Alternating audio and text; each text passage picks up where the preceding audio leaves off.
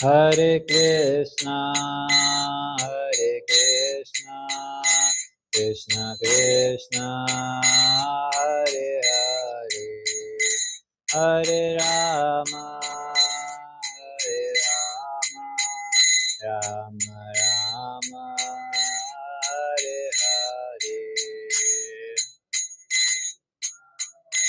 Hare Krishna, Krishna Krishna, Hare Hare, Hare Rama, Hare Rama, Rama Rama,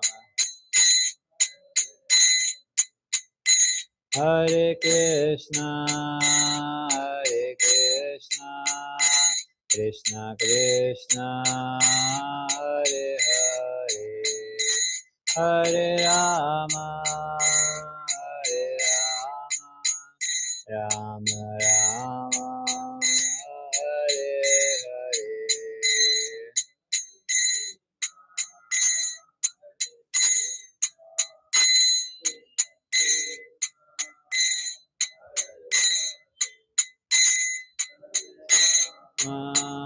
Hare Rama, Rama Rama, Hare Krishna, Hare Krishna, Krishna Krishna, Hare Hare, Hare Rama, Hare Rama, Rama Rama, Hare Hare, Krishna, Hare Krishna, Krishna Krishna, Hare Hare, Hare Rama, Hare Rama, Rama Rama, Hare Krishna, Krishna Krishna, Hare Hare, Hare Ram, Ram Ram, Hare Hare, Hare Krishna, Krishna, Hare Hare,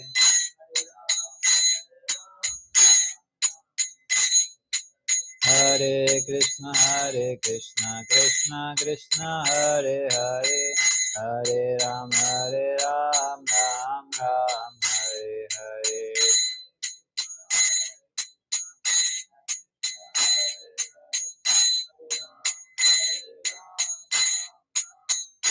Hare Krishna, Krishna Krishna, Hare Hare, Hare Ram, Ram Ram, Hare Hare,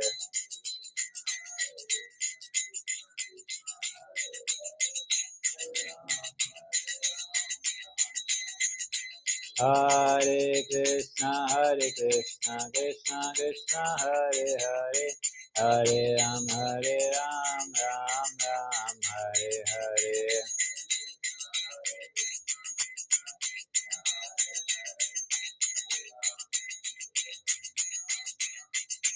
Hare Krishna,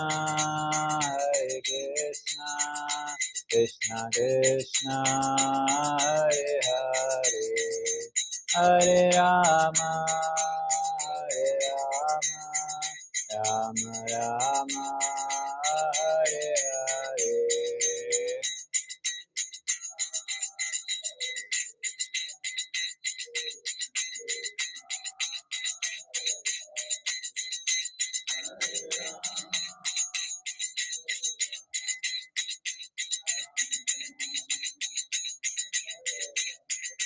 Hare Krishna,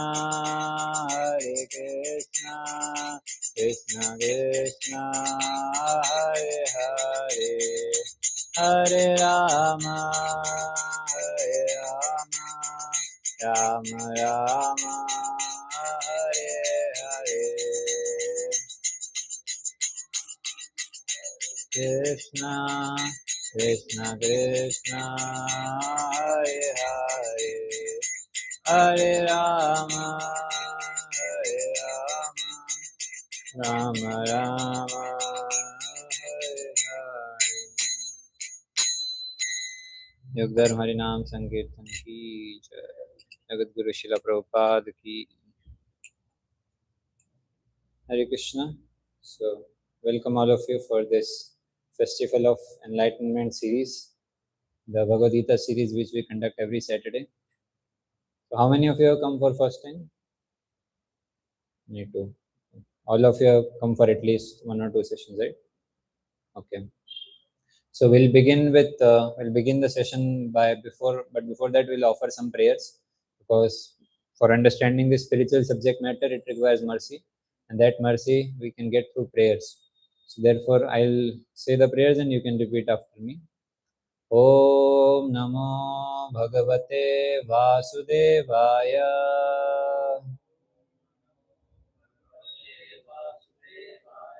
Om Namo Bhagavate Vasudevaya.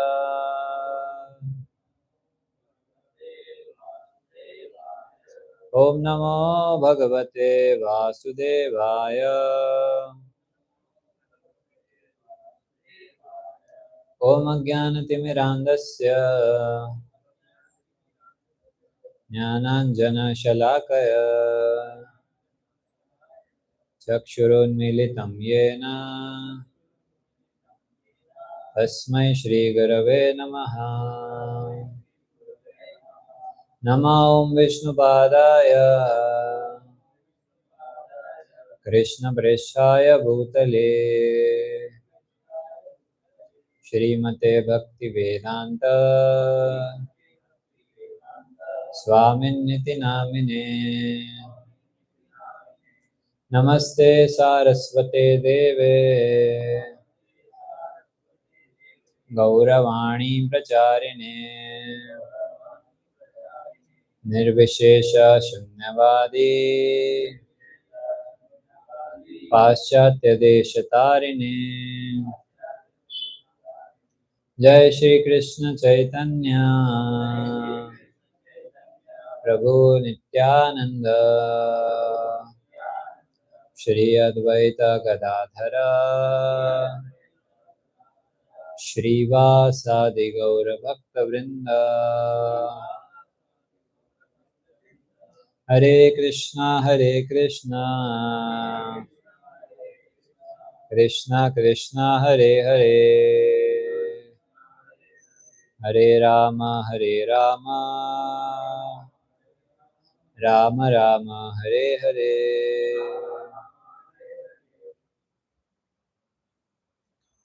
Hare Krishna.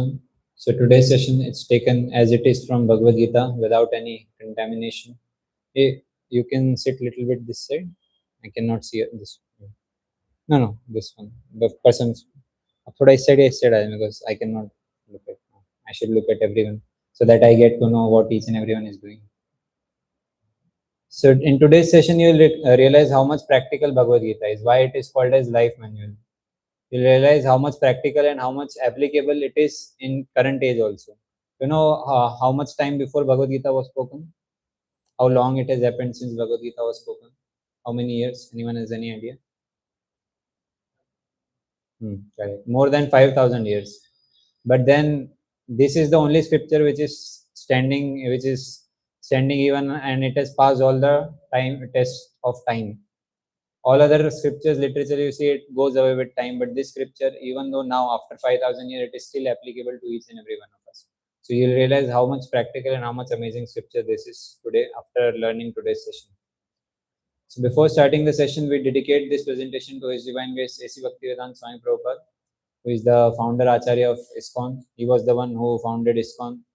He was the one who went to all the Western countries, especially America, Europe, and so many countries, and established 108 temples across the whole world.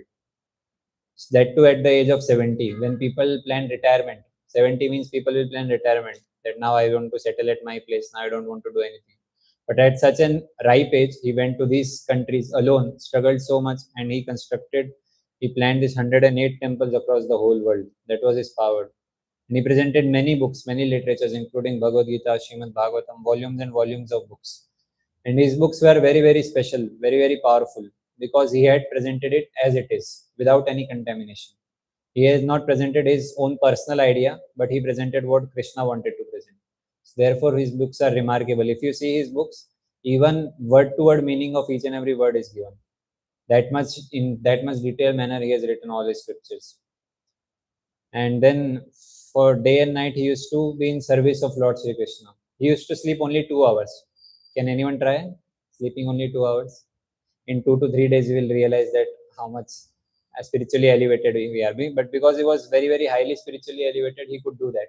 He could sleep only for 2 hours, and rest of the time he was completely engaged in service of Krishna, writing, translating books, going from places to places, preaching about Bhagavad Gita.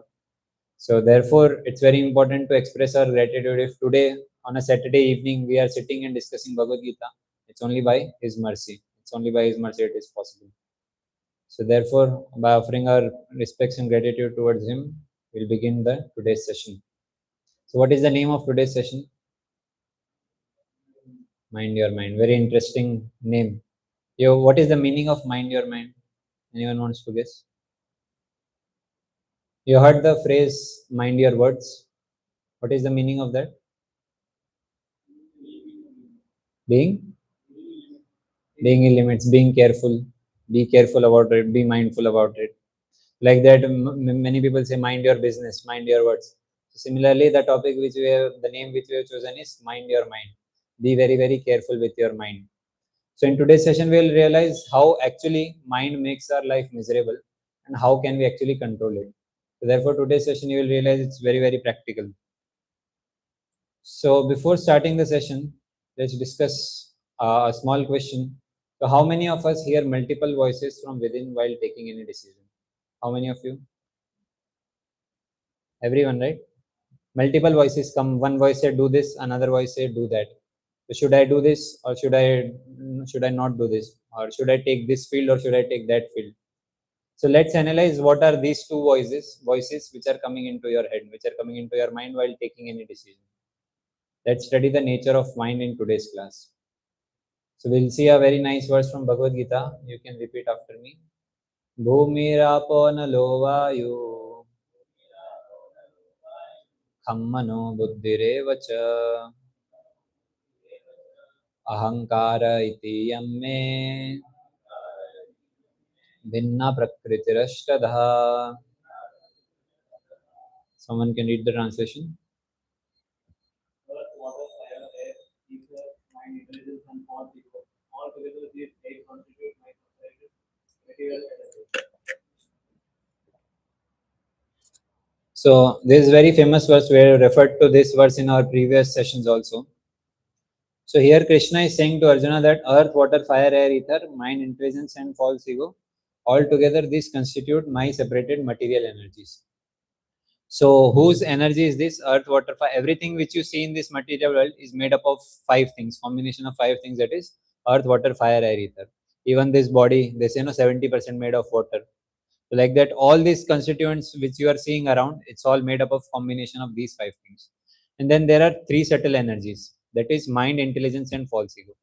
Subtle means that which you cannot perceive directly through your senses.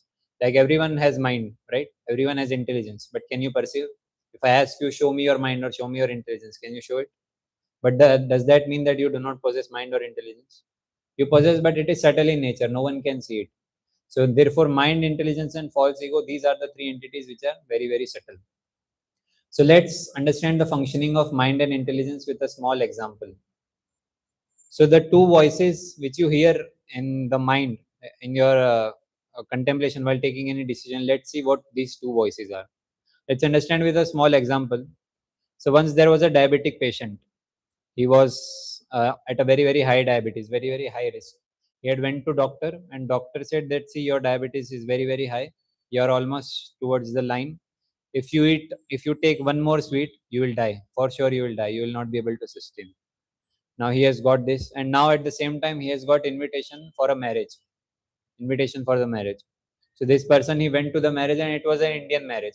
So you can imagine how many kinds of varieties of foodstuffs would be there. Especially there was a sweet counter in the corner of after all the cuisines were there. So he went there. He went finally to the sweet counter and he saw his favorite sweet gulab jamun there. So naturally, what his mind will say? eat it. खाते मजा आएगा. Then as soon as he will go, his hands will move towards gulab jamun. What will he think? Now his intelligence will start functioning. He'll say, याद है उस दिन doctor ने क्या बोला था? What did doctor say? एक गुलाब जामुन भी खाया तो you will die for sure. So these are the two voices which are working in his mind. First one is the voice of mind. Mind works on the basis of likes and dislikes. So therefore mind says that I like gulab jamun, so I want to eat gulab jamun. Whereas the intelligence, it works on the basis of discrimination. What is right for me and what is wrong for me. So intelligence, it decides that what is right for me and what is wrong for me. And as soon as he went there, he realized that doctor had said no to it. So he realized that no, I should not eat it. Now tell me, when this is going on, who will win, mind or intelligence? Depends on us, correct. If your intelligence is strong, intelligence will win and you will take right decision. If your mind is strong, then you will go after likes and dislikes and you will be troubled a lot in your whole life. So this is the simple concept which we can learn, that how mind and intelligence works and how it is very, very important to make your intelligence strong so that mind can be controlled. Because mind does not have any discriminating power. It only works on the basis of likes and dislikes. But the discriminating power has, that intelligence has the discriminating power. Now let's explore how to make intelligence stronger and control the mind. So as I already said, mind works on the basis of likes and dislikes, acceptance and rejections. Whereas the intelligence works on the basis of what is right for me and what is wrong for me. Now a question might come into your mind that on what basis mind decides likes and dislikes. Correct? Because if you see, there are varieties of things that people like and some people do not like. Like example, personally speaking, I do not like bindi ki sabji, lady finger vegetable. Whereas some people like it so much, it is their life and soul.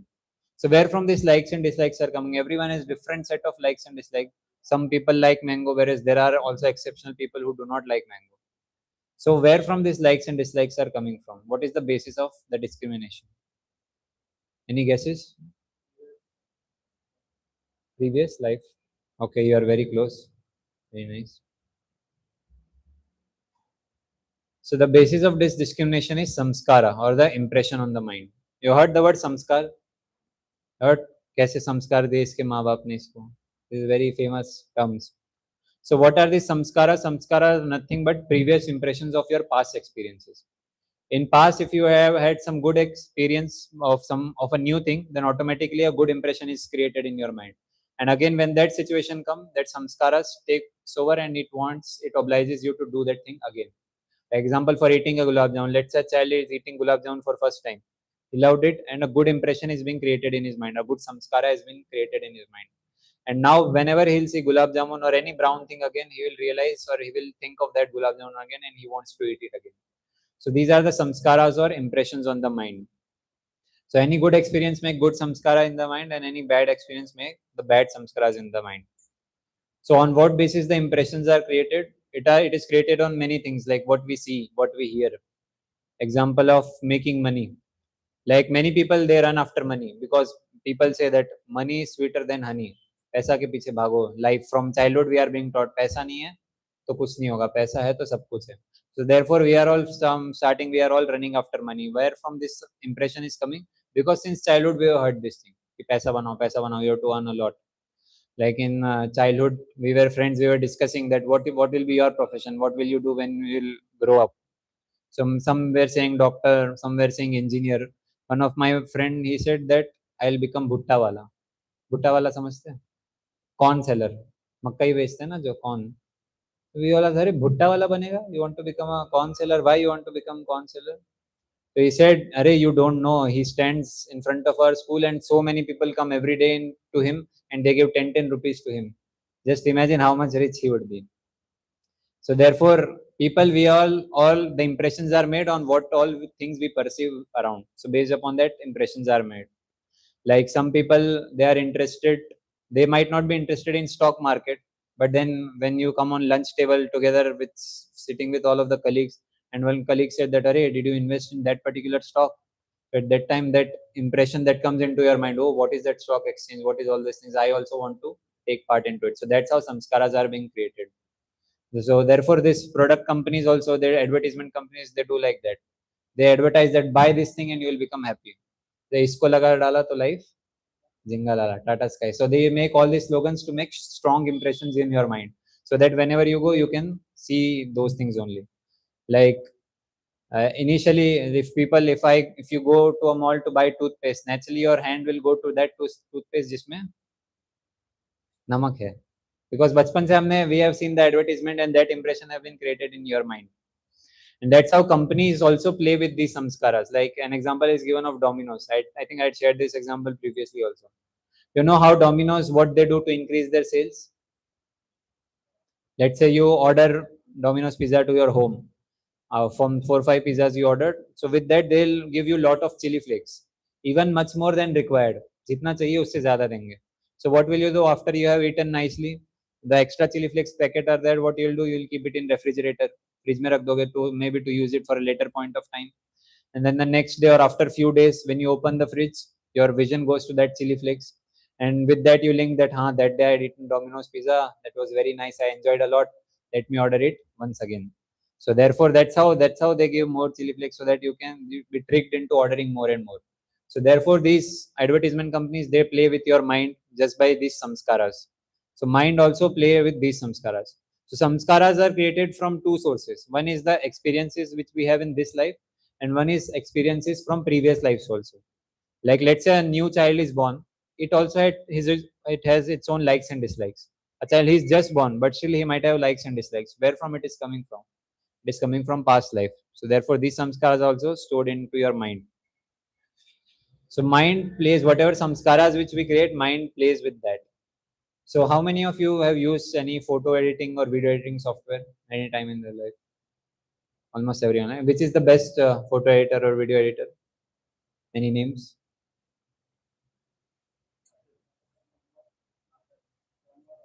Canva. Yes. So let me tell you which is the best photo and video editor. Actually, your mind is the best video editing and photo editing software. How? Let's understand it. Let's say you are going to watch a movie. You watch a movie. It was a very, very nice movie, a very, very heroic movie. A hero was there. He defeated all the villains. He won the heroine, and finally, movie was over. And you liked the movie a lot. You came back from movie. Now you went to bed. You are sleeping. In sleep, again the same movie is being relayed in front of you. You are seeing everything is same. Yeah, heroine is same, villain is same, everything is same, but one personality is changed. Who is that personality? Hero की जगह हम अपने आप को copy paste कर देते हैं. Everything will be so amazing, you will not even realize that it was different from movie. So that's how amazing software editing app this mind is. It will, an example of horror movie is also given. Let's say if you are seeing a horror movie, also some strong impressions are created in your mind, and then when you sleep again, everything is same, and the ghost will be chasing after you. Instead of the main hero, it will start chasing after you. So therefore, we say that this mind, it actually is the best video and photo editing software. So these are some of the basic functionalities of mind, which we understand how mind is actually working. Now, mind, it uses these samskaras to create problems into our life. How mind makes our life miserable, that we are going to see into this session. So we have made a very nice acronym called MINDS, MINDS. So we'll see how mind troubles us. First way in which mind troubles is it magnifies the problem. The problem may be very, very short, very, very small, very, very insignificant, but the mind has habit of tendency of magnifying it. To look, that problem might be very small, but you will look at it as a very huge mountain, and you will get depressed for no reason. Second problem is infinite thoughts. So many people have problem of overthinking. पूरा दिन सोचते रहते हैं. So many infinite thoughts keep on coming, and they have no idea how to control it. Third one is it never in present. It is never in present. Either it is thinking about past or it is thinking about future. It's very difficult to keep the mind in present. D, it is always distracted. Even if I tell you to focus a little bit, you will not be able to focus because so many distractions would be there, which are being given by mind. And finally, S, that is stress and anxiety. So mind troubles us with these five things. Let's see each of them in little bit detail. First is it magnifies the problem. So based on what it has heard and seen, it magnifies the future problem. Like there is a story which happened in Belgaum during the COVID time. So when COVID was new, many people did not have much idea what was COVID, and there was a lot of panic. And in news, they were saying that this oxygen, there are no oxygen masks available, no oxygen cylinders available. People are simply dying and dead bodies are thrown here and there. There is no place in hospital. So people had become very, very fearful. So in Belgaum, there used to stay a couple in this Belgaum. There was this city in Karnataka only, I think, right? So there a couple used to stay. So the wife, unfortunately, she got afflicted with COVID. COVID ho gaya, and then the husband became very, very fearful. So wife, she was given, she was into the hospital, and the husband, he became so fearful that he got heart attack. So wife, she recovered in some days and she came back, but the husband died of heart attack.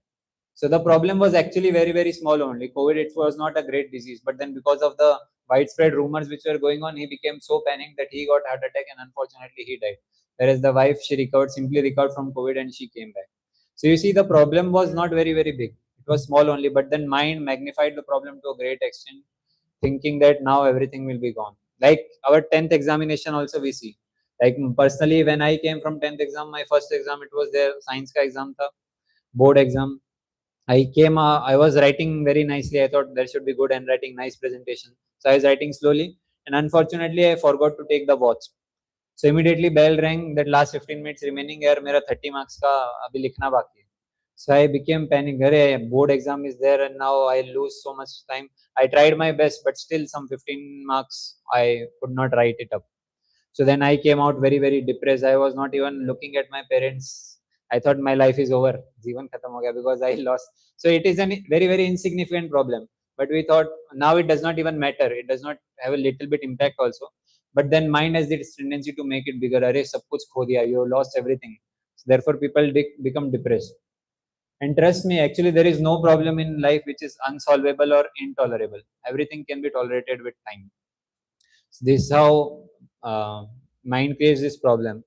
So problem looks big, and the person, he loses all the confidence. Like an example is given. Let's say you are going for an exam in school time. This might have happened to you. You have studied all the chapters very nicely, all concepts very nicely, and suddenly a friend comes to you and he asks that, "Hey, तूने वो वाला algorithm पढ़ा क्या? It was very important." And you realize, "अरे, वो तो रह ही गया, वो तो भूल ही गया पढ़ना."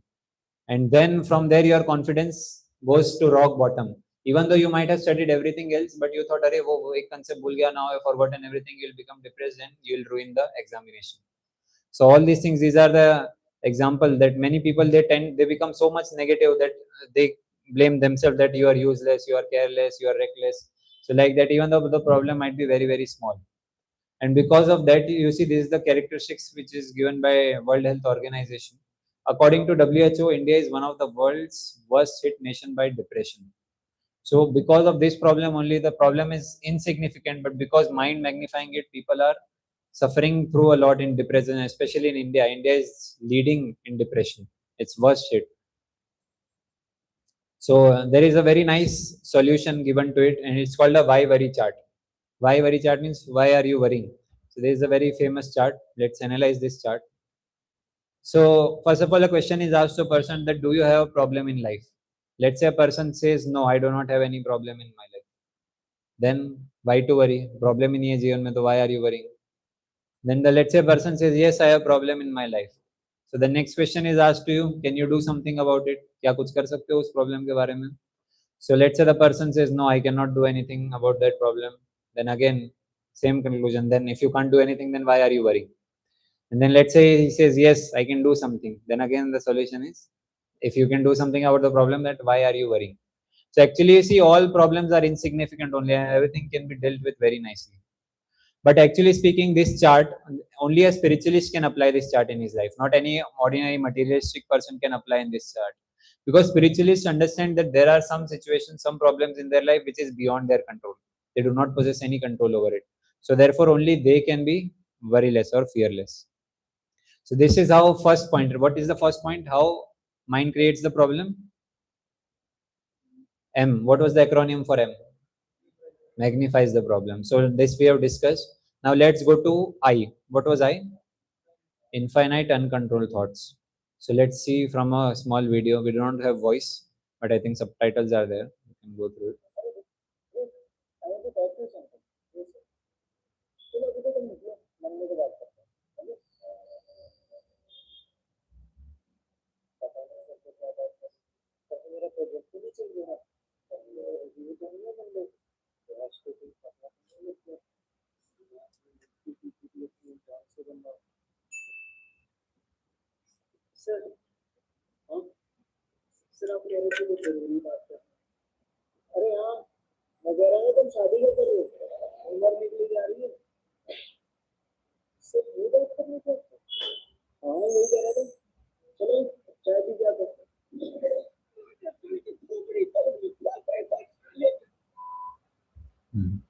So you understood what happened?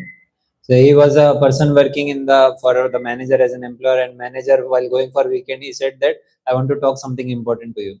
And the whole weekend he spoiled in thinking, the infinite thoughts were coming into mind ki boss ko ye bolna hoga, wo bolna hoga. And finally when he came, he realized that the boss wanted to do time pass only, nothing very significant. So therefore again this is the problem which mind goes. So many infinite uncontrolled thoughts keep on coming, keep on relaying in the mind of a person. So many people, and such problem, it creates a lot of negativity. Especially we see during exams, some of the students take so much pressure, so much thoughts come into their mind that they are not even able to sleep before the exam, and they actually ruin their exam. Even let's leave about this, in colleges also, when they were sitting for placement, many people, they were academically very very qualified, very very nice, but then again because of this problem they ruined their placement interviews. And those people who were not very good academically, but then they were very very sense controlled in their life, so therefore they were able to crack the interviews. So such sometimes such negativity it becomes so much that people even commit suicide. So there is a very interesting fact. India lost more people to suicide than to COVID in 2020. So people were thinking COVID is such a big problem, but actually we are losing more people to suicide than even COVID. So this is the problem of infinite uncontrolled thoughts, that people are not able to even control the thoughts. What was the third one? N. M is, what was M? Magnifies the problem. I. N. Never in present. Correct. So it is always between past and future. So in this class, tell me how many of you certainly that left the class and were roaming somewhere else? Because mind, it roams around everywhere. Physically you might be sitting in class, but mind will be somewhere else only.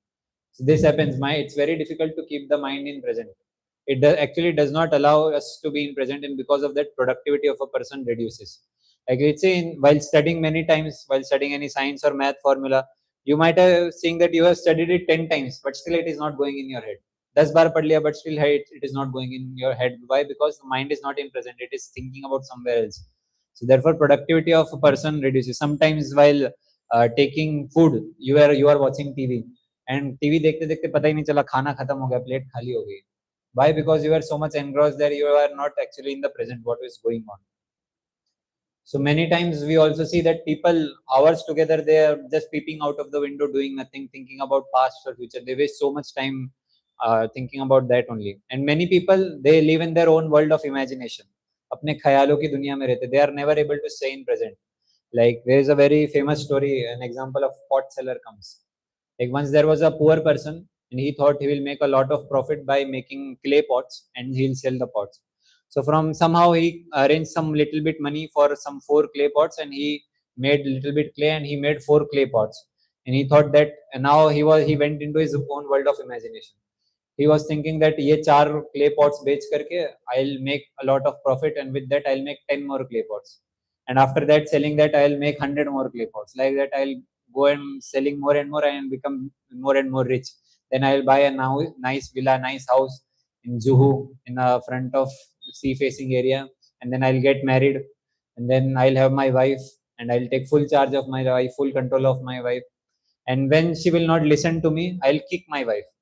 Like that he kicked, in imagination he kicked, and that kick, it went and hit one of the pots, and that pot, it got broke, and it got broke into another 4. So all the pots of his were broken, and finally again he was that 0% from where he began. Again he was the rich, the most poor person. So that's how people are always in imagination, thinking, never in present, never in. So it is said that one should always try to experience the bliss of being in present. It is very very important.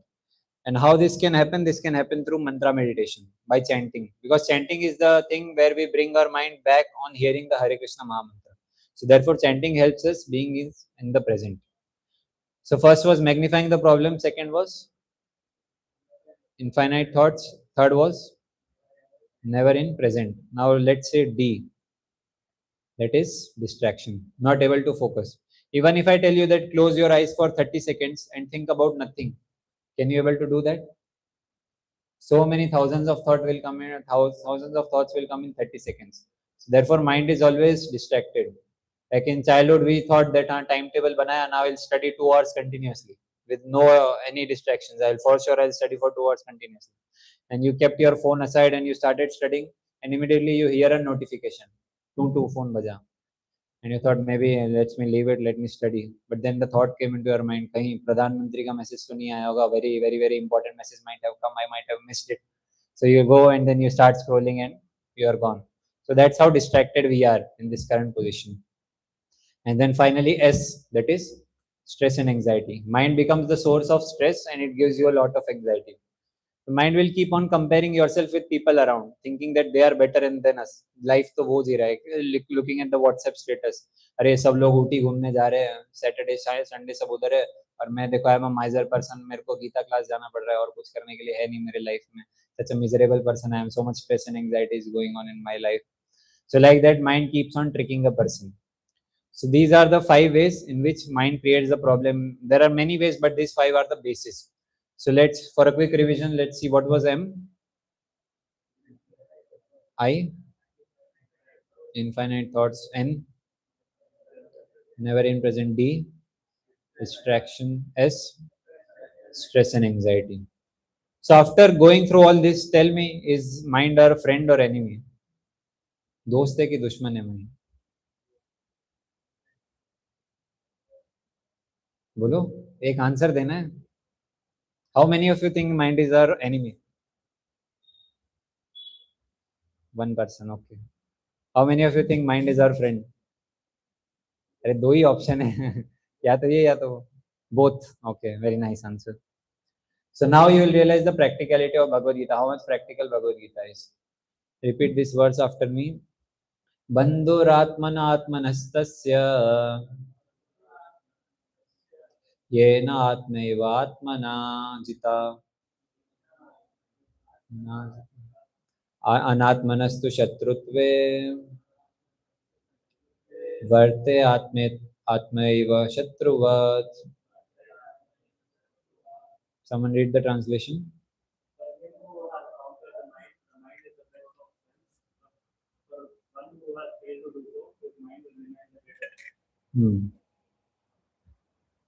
So you see, this is the crystal clear definition. The person who has controlled his mind, then mind acts as the best of the friends. But the person whose mind is not controlled, for him it is the worst of the enemies. This is the practicality of Bhagavad Gita. How much practical it is. And people say nowadays that Bhagavad Gita is impractical in this age. So tell me, currently is mind acting as a friend or enemy? Because most of the people in Kali Yuga, their mind are uncontrolled by nature, so therefore it is acting as enemy. It's acting as an enemy for us. So this uncontrolled mind, it creates a lot of trick into their mind, and there is no need to attend Gita classes. I am still young. Why to attend these Gita classes at this age? Let me become stable first, and then I'll take to spirituality. It's not very urgent to practice spirituality. So these are all the tricks of mind. It is meant for everyone. This knowledge is actually meant for everyone. And Arjuna also speaks of same thing in Bhagavad Gita. He says very nice thing how mind actually is troubling Arjuna also. So you can repeat this verse after me. Chanchalam hi mana Krishna Brahmati balavadridam tasyaham nigraham manye vayuriva sudushkaram. Translation.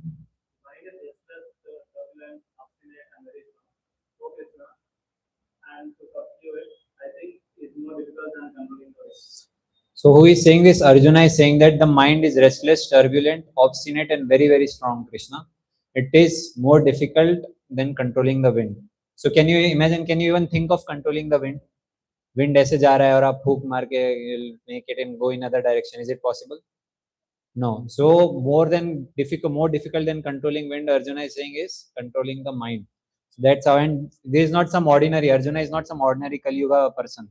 He is a great Kshatriya from the time of Dwapar Yuga.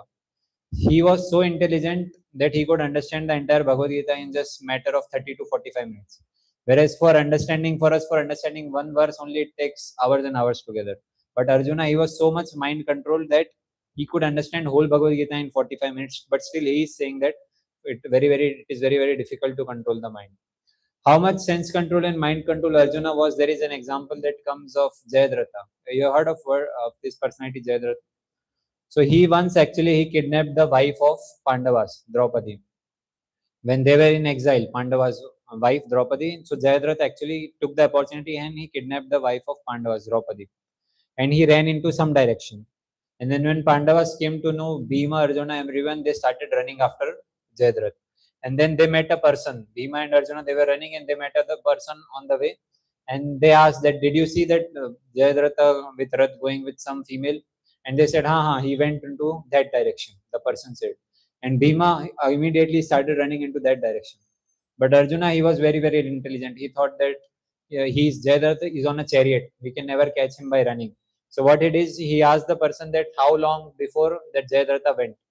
And then he calculated that how far he would have went. And then he took his bow and arrow, he shot an arrow, and that arrow went and it pierced the wheel of chariot of Jayadratha. And his chariot broke. And then immediately he was stuck there. And then finally Bhima ran there, he caught Jayadratha and he saved Draupadi. So this is Arjuna. He could simply calculate that how far he would have went and he shot the arrow and he removed. That much how mind controlled Arjuna was. But then still he is saying that this mind is very turbulent, obstinate, very, very difficult to control. Then where are we in front of him? That is the point to be contemplated. Many people in Kali Yuga, they say, mera mind to pura control mein hai. They bluff like that. But actually no one's mind is in complete control. So there is a small video that says how mind can actually drive us crazy. Mind is just like a small child who is very, very obstinate.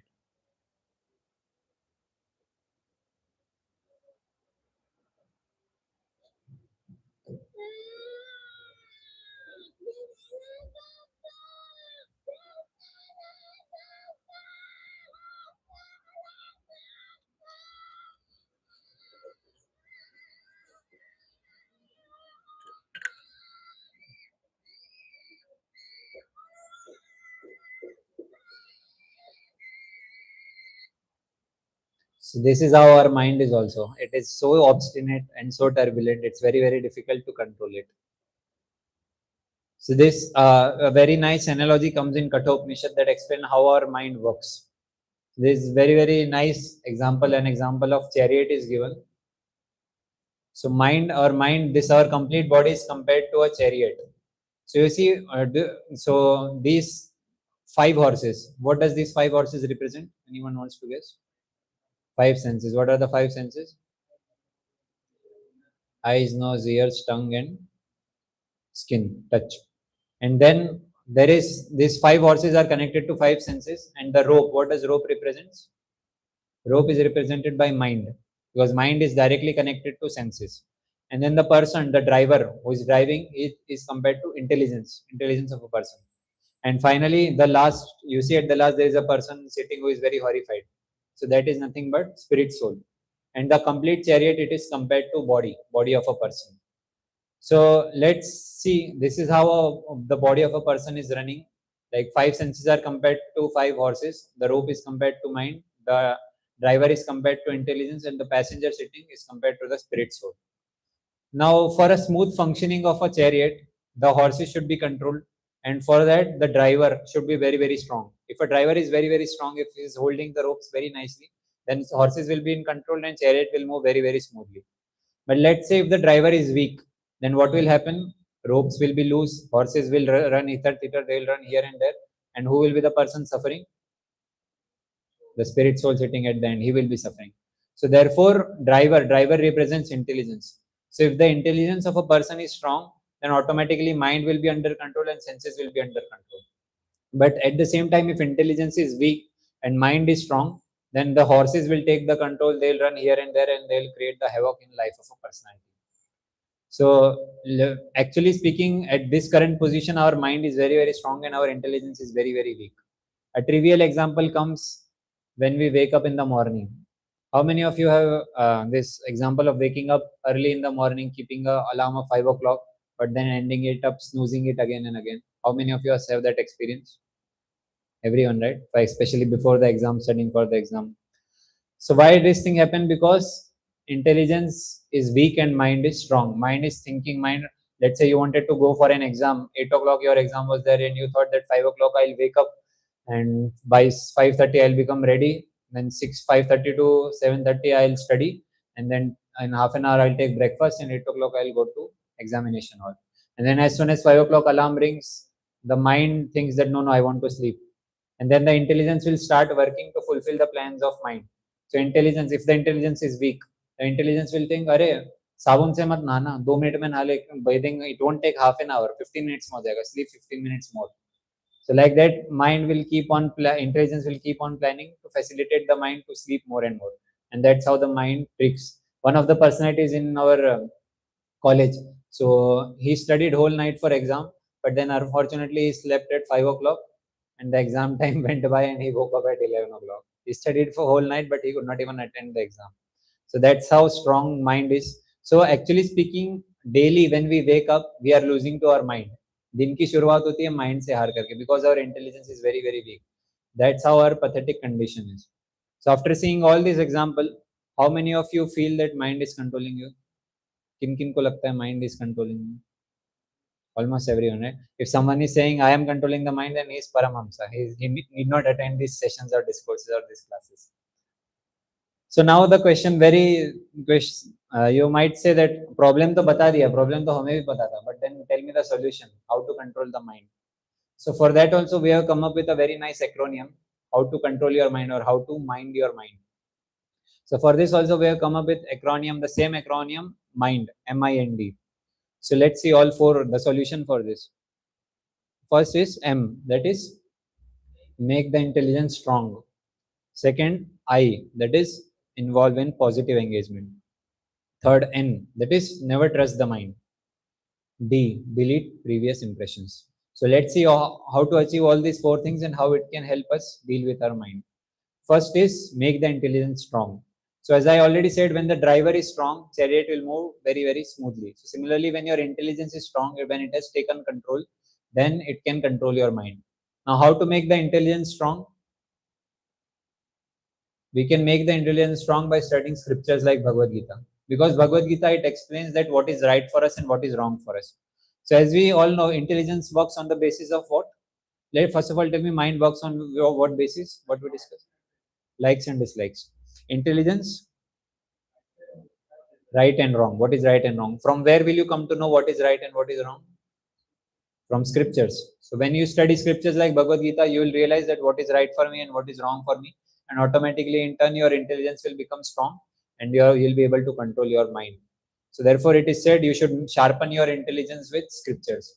Like let's say we are going for a war, then what is the first thing that people do before going for a war? They sharpen the swords. They sharpen the swords. So similarly, we are also in war against Maya. So therefore, we should also sharpen the sword. The sword is compared to intelligence, and the scriptures is the sharpening agent. Scriptures will sharpen our intelligence. So therefore, that will help us win the war. So this is how you can make the intelligence strong, by regularly studying scriptures, by regularly coming to these classes. That will help you a lot in making the intelligence strong. Second is I, involve in positive engagement. So till now we have been engaging so many kinds of useless and bad activities which might have created many of the worst impressions in your mind. And we all know mind works on the basis of impressions. Whatever bad impressions is stored in your mind, if that similar things will come again, you will commit bad activities. So now one should involve in positive engagement. That is coming to these classes, doing some service in the temple, hearing kirtan, doing some chanting. So all these will create positive involvement in your mind. It will create positive samskaras in your mind, which will help mind deal with so many problems. So therefore, one should involve in positive engagement. Third was N, that is never trust the mind. That you should chastise the mind. Let's say when you are waking up early in the morning and your mind is saying, let me sleep for 10 more minutes. So at that point of time, you should not trust the mind, but you should chastise the mind. I will not listen to you in any condition because you will make my life miserable. So therefore, you should make mind the servant of intelligence, not the reverse. The mind should be serving intelligence. Intelligence should be very, very strong. So what was the first one? M-I-N-D, M, make the intelligence strong. I, involve in positive engagement. N, never trust the mind. And finally D is delete previous impressions. So as I already said, we might have many previous samskaras, impressions, bad impressions in your mind, but that has to be changed with the spiritual impressions, which we are, and that will help you deal with the problems which are creating by the mind. And how you can delete previous impressions? Very, very strong method for that is chanting. The chanting of Hare Krishna Mahamantra. It is such a positive involvement that it will not just create positive samskaras in your mind, but it will also delete the previous bad samskaras which you are struggling with a lot even now today. So this is the solution MIND. So let's have a quick revision. First, let us discuss the 5 problems which are creating by minds. MINDS. What was M? Magnifies the problem. I. Infinite uncontrolled thoughts. N. Never in present. D. Distraction. S. Stress and anxiety. So mind use these samskaras for these minds for creating the problems in our life. And then what was the solution which we discussed? M. Make the intelligence strong. I. Involve in positive engagement. And never trust the mind. And D. Delete previous impressions. So this will help us deal with all the problems which we discussed, and it will help you make your mind come under control. And when your mind is automatically under control, when your intelligence is sharp, you will take correct decision in your life. Like the first example which I told of a diabetic patient, if his intelligence is very, very strong, he will take the right decision of not eating the sweet, even though his mind is pulling him a lot. But unfortunately, for most of the people, mind is very, very strong. And it forces a person, even though you do not want it, even though you know it's bad for me, but still mind forces them to do bad activities. That's how, see, sinful people are there. Thief, let's say a thief, does he not know that stealing is wrong thing and he'll be punished for it? He knows, right? A thief already knows.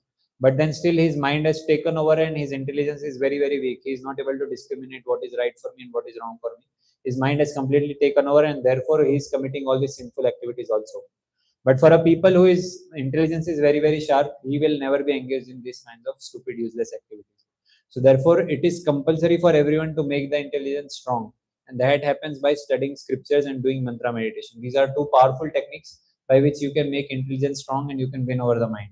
It is studying of scriptures like Bhagavad Gita, coming to these discourses regularly without any gap, going through all these sessions. Like how many of you thought that this session was very practical and very helpful?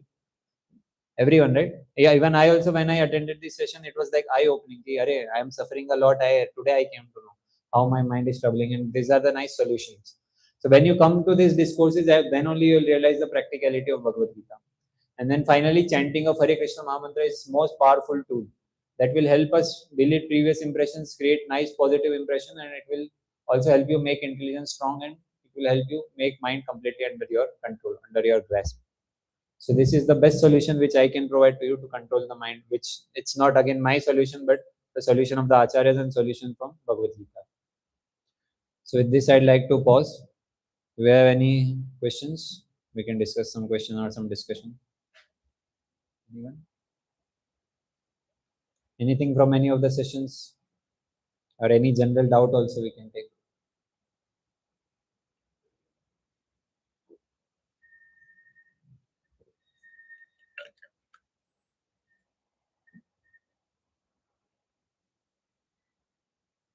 So how many of you have attended at least 2 sessions, more than 2 sessions? 1, 2, 3, 4, 5, 6. All of you have taken beat back?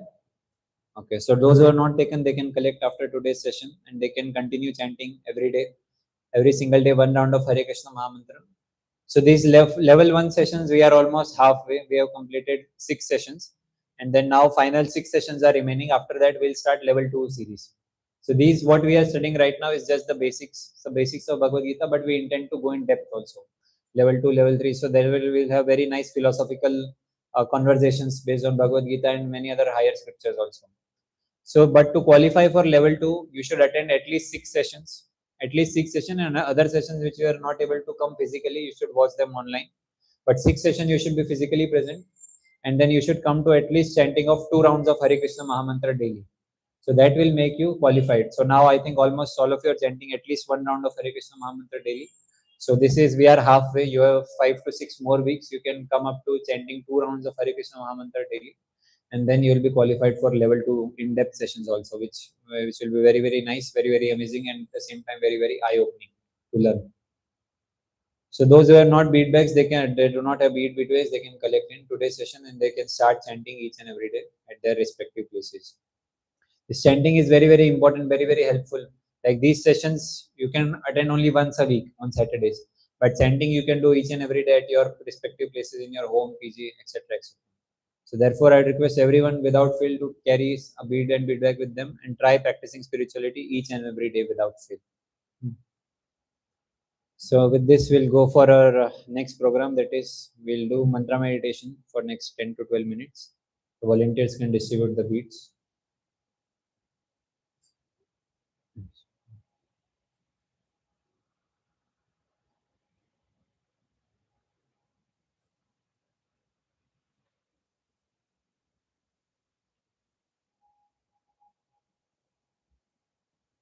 So if anyone wants to relax their legs, they can get up. Because as I already said, that this Kali Yuga body. 1 hour also, if we sit down, our legs start to pain. So if you want to stretch your legs a little bit, you can get up, stretch your legs. Because when you sit for mantra meditation, you should be in full focus. ऐसा नहीं पैर दुख रहा है, हाथ दुख रहा है, and your focus is there only. Your focus should be on hearing the mantra.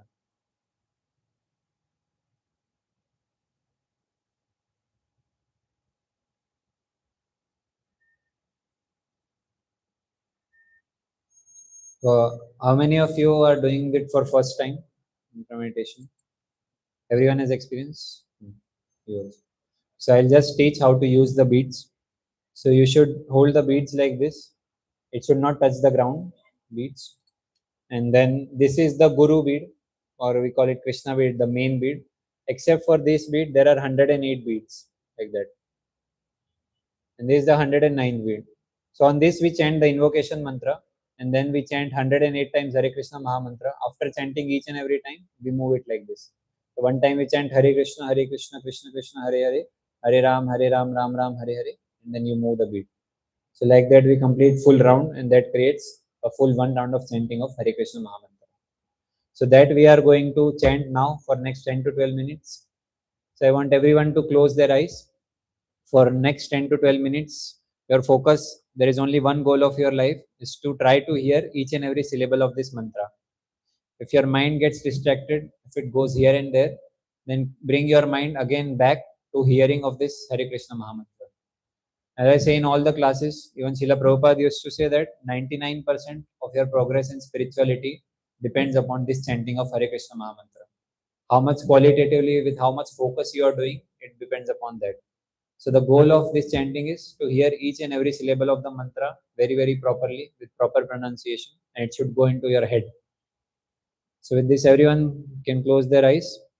We can chant the invocation mantra. So first I'll chant, and you can repeat after me the invocation mantra, and then with same pace, everyone will chant Hare Krishna mantra together. Jai Shri Krishna Chaitanya Prabhu Nityananda Shri Advaita Gadadhara Shrivasadi Gaura Bhakta Vrinda. So everyone together in same pace. Hare Krishna, Krishna Krishna, Hare Hare, Hare Ram, Ram Ram, Hare Hare. Hare Krishna, Krishna Krishna, Hare Hare, Hare Ram, Ram Ram, Hare Hare. Hare Krishna, Krishna Krishna, Hare